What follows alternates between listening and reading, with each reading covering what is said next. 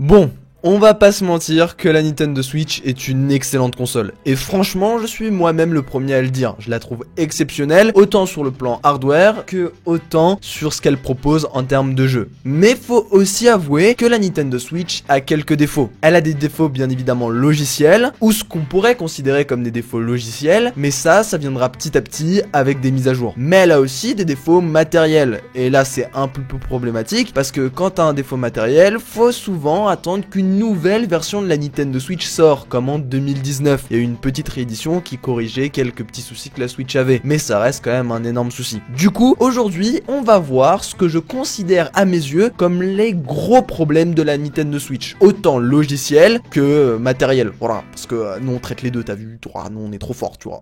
Je sais pas pourquoi je prends cet accent pourri, c'est grave. Et il y a même un truc plutôt drôle, c'est que certains défauts que je considère que la Switch a, ou certains manques que la Switch a, et bah c'est des choses qu'il y avait sur la 3DS. Du coup c'est un peu bête qu'il l'ait pas implémenté 3 ans après la sortie de la console. Et le premier truc notamment que je remarque qui est pas dérangeant mais qui est un plus que la Nintendo Switch pourrait avoir, c'est tout simplement les thèmes. Et oui, sur 3DS, nous pouvions acheter des thèmes pour l'écran d'accueil, mais il y en a aucun sur la Switch. Pourtant, c'est vraiment de l'argent à se faire facilement. Il y avait sûrement plein de gens qui dépensaient genre 1€, 2€, 99 centimes dans ces thèmes. Et certains me diront, ok, 99 centimes c'est pas cher, mais quand t'as 20 000 joueurs ou peut-être 50 000 joueurs qui dépensent 1€ pour un thème tous les 2 mois, bah ça fait une source de revenus non négligeable pour Nintendo. Il n'y a pas de dossier d'écran d'accueil. Alors ça serait tellement plus propre, tellement plus organisé, et ça serait aussi tellement stylé d'avoir hop des petits dossiers dans lesquels on peut mettre nos jeux, paf, petit dossier où je mets tous mes jeux Mario, petit dossier où je mets tous mes jeux Pokémon. Ça serait trop bien. Et pourtant c'était un truc qu'il y avait sur la 3DS. Je comprends pas pourquoi ils l'ont pas rajouté sur la Nintendo Switch. Pouvoir réorganiser notre écran d'accueil dans un ordre de préférence. Et oui, parce que en fait, quand t'installes des jeux sur ta Nintendo Switch, bah tu peux pas les organiser de manière à qu'il y en a certains en priorité et d'autres derrière. Et ok, pour moi qui achète pas beaucoup de Nintendo Switch, c'est pas forcément dérangeant, mais pour les gens qui jouent à énormément de jeux Nintendo, et bah ça pourrait commencer à poser problème. Imaginez que vous avez une liste de 20, 30 ou 40 jeux installés directement sur la console ou sur le shop. Faut à chaque fois aller dans le truc pour aller derrière, pour aller chercher ton jeu bien au fond. Enfin c'est relou, honnêtement c'est relou. Et c'est pas mal de défauts comme ça qu'a la Nintendo Switch, de défauts pratiques en fait.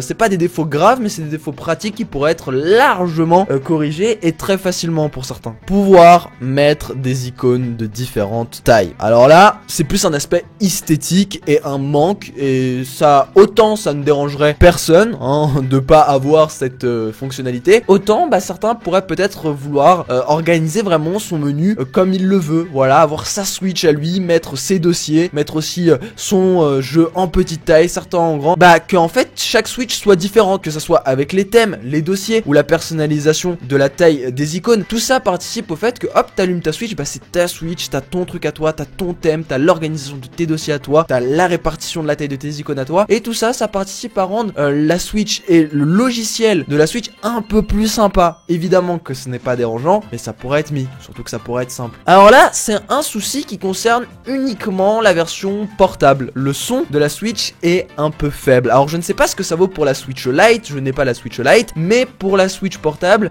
quand t'es en mode portable, ça pose un peu problème si t'as pas d'écouteur, si t'as pas de casque. Après, évidemment, quand tu joues en grand public, ou tu mets pas le son, ou tu vas mettre un casque et un écouteur pour pas faire chier ton voisin d'à côté dans l'avion, mais quand même, imaginons que tu joues par exemple chez toi, etc.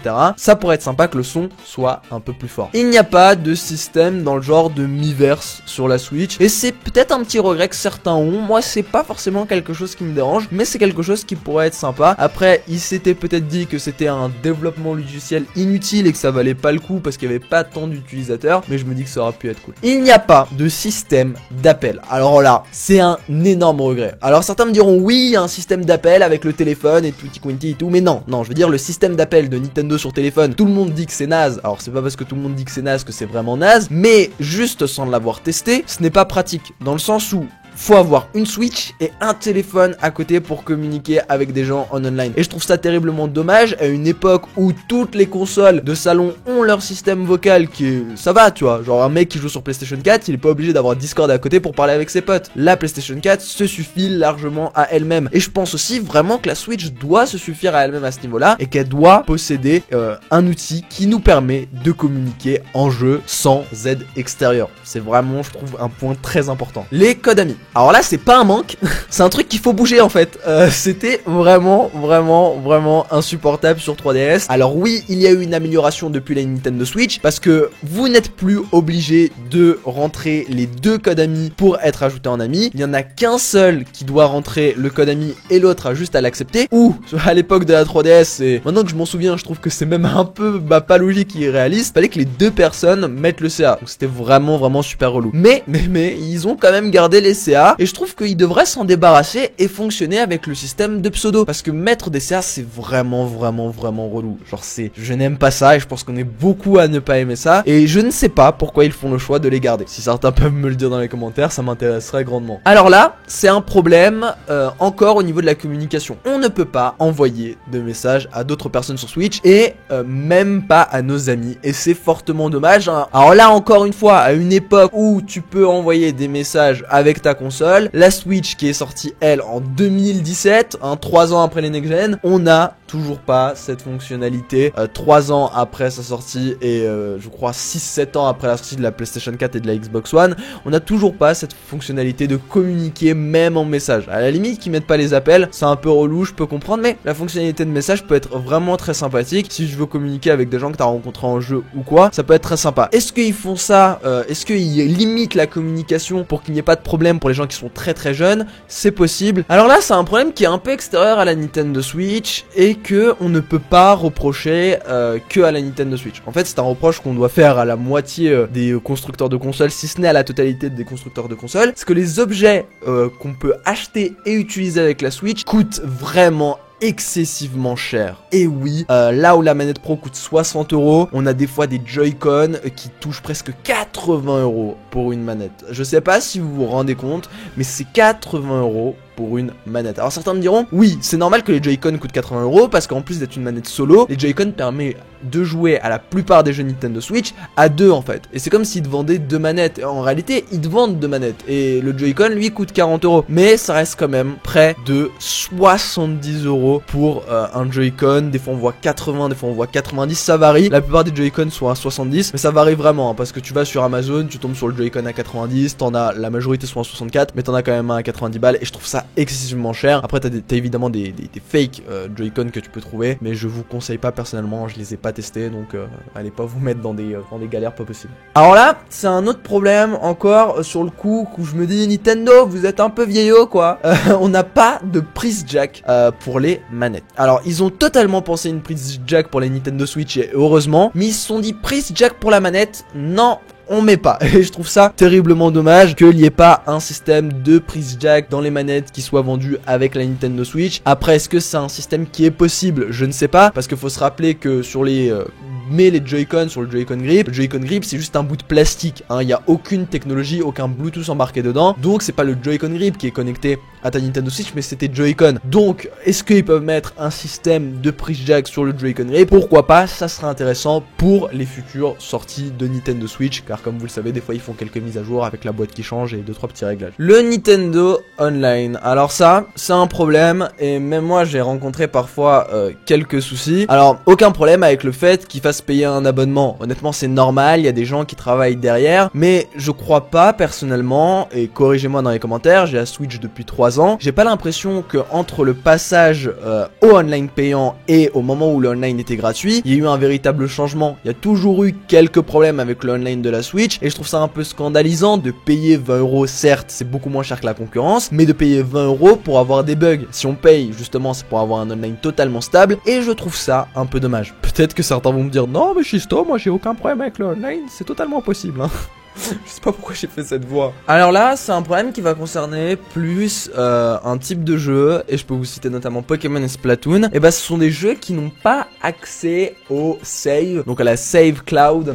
Et je trouve ça un peu dommage. Et certains pourraient me dire oui, mais s'ils ont pas accès à la save cloud, c'est pour empêcher la triche. Il y a bien Smash Bros qui l'a, cette save cloud. Donc c'est un peu dommage que les jeux Pokémon, notamment, je sais que je suis sur une chaîne Pokémon, n'aient pas accès à la save cloud pour les gens qui ont peut-être une Switch Lite et une Switch normale, pour les gens peut-être qui vont avoir une Switch cassée, qui vont vouloir récupérer leur sauvegarde. Je trouve ça un peu dommage pour ces jeux-là, surtout que c'est des jeux AAA et qu'il y a beaucoup d'acheteurs de ces jeux. Et le dernier souci ou le dernier manque de la Nintendo Switch, c'est qu'il n'y a pas de compatibilité avec d'anciens jeux d'anciennes consoles, ce qui donne l'impression que la Switch n'a aucune connexion avec les consoles du passé. Et c'est un reproche qu'on peut faire là où c'est vrai que maintenant toutes les consoles de nouvelle génération n'ont aucune connectivité avec les consoles du passé. C'est vrai que ça aurait été sympa d'avoir peut-être la possibilité de mettre nos jeux Wii, de mettre nos jeux peut-être Wii U, mais après c'est totalement aussi compréhensible de leur part qu'il n'y ait aucune connectivité, notamment avec la Wii U, pour la simple et bonne raison qu'ils sont tout simplement prévus de sortir tous les bons jeux en version Deluxe et tous les jeux qui sont pas vendus assez sur la Wii U, parce que la Wii U elle-même ne s'est pas vendue assez. Et donc je les comprends parfaitement pour le fait qu'ils aient mis aucune connectivité, parce qu'ils auraient très bien pu mettre une connectivité. Mario Kart 8, Super Mario Bros et plein d'autres jeux ne seraient jamais sortis sur la Nintendo Switch, et on aurait eu juste une mise à jour peut-être pour ajouter quelques DLC. Mais c'est vrai que pour les gens qui avaient la Wii U, faut repasser à la caisse une fois de plus, et que certains ont acheté 2 fois Mario Kart 8 et que c'est un peu relou, faut l'avouer. Bref, en tout cas n'hésitez pas à me dire dans les commentaires quels sont vous les problèmes que vous avez rencontrés avec la Nintendo Switch, ou quels sont les manques que la Nintendo Switch a. Évidemment, moi je surkiffe cette console. La plupart des choses que j'ai dit dans cette vidéo n'entachent pas à l'expérience Nintendo Switch, n'entachent pas au gameplay, n'entachent pas aux superbes jeux auxquels on va jouer avec la console. Vraiment, je trouve que c'est l'une de mes consoles préférées, je la trouve géniale, les jeux qui sortent dessus sont vraiment sympathiques, et la plupart ou une bonne partie d'eux vont marquer quand même le monde de Nintendo, quand on parle de Zelda Breath of the Wild, ou encore Mario Odyssey. On peut citer, qu'on le veuille ou non, Pokémon Sword and Shield, c'est un jeu qui a mis et qui va mettre un tournant dans la saga Pokémon, et du coup qui a mis un tournant aussi sur la Nintendo Switch, parce que c'est un jeu qui a été extrêmement vendu. La console est juste géniale, donc moi je la surkiffe. N'hésitez pas à me dire ce que vous en pensez dans les commentaires. En tout cas, on se dit à très vite, portez-vous bien, c'était Chisto et prenez soin de vous. Allez, bye tout le monde.